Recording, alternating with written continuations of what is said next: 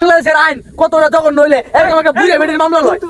তুমি আমার এই পার্সোনাল সেক্টর কেন আমি আসছি আমার নামে 5টা মামলা হয়েছে। আমি গরিব মানুষ, আমি কিভাবে 5টা মামলা তুলবো? হ্যাঁ, তুই গরিব তাহলে তুই বিএমডব্লিউ নিয়ে কিভাবে করিস? আমি বিএমডব্লিউ নিয়ে করতে পারবো না, আমি বিএমডব্লিউ নিয়ে করতে পারবো না। বড় আমার কি গরিব মানুষ বড় লোক হওয়ার অধিকার নাই?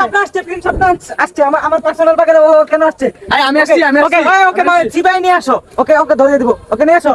আমার পার্সোনাল সেক্টরে এসে আমাকে গালি দিচ্ছে। আমি আসছি, সে আমাকে কল দিয়ে নিয়ে আসছে। আনার পরে জানার মধ্যে পদ্মা বাইন্দা আমার শাসন গুম করে দিতে। তুমি আমার পার্সোনাল সেক্টরে কেন আসবা? তুমি আমার পার্সোনাল সেক্টরে কেন আসবা? তুমি আমার এটা পার্সোনাল সেক্টর। আমি আসছি, তুই তো ব্যবসা করস, তুই তো ব্যবসা করস। আমি আসছি, আমি বিএমডব্লিউ গাড়ি কিনতে কথা সহ্য করতে না, আমার নামে 5টা মামলা দিছে। আমার পার্সোনাল সেক্টরে তুমি আসো, এখানে আসো, আমার গ্রিন সাপ্লাই আসছে। তারে না দিলে তো হয় না, তার এজন্য আমার নামে 5টা মামলা দিছে। তুই আমার পার্সোনাল সেক্টরে উল্টাপাল্টা কেন কথা বলিস? আমি পার্সোনাল সেক্টর আসছি, আমার নামে 5টা মামলা দিছে। বাংলাদেশের আইন কত জঘন্য হলে এরকম বুড়িয়া বেটির এরকম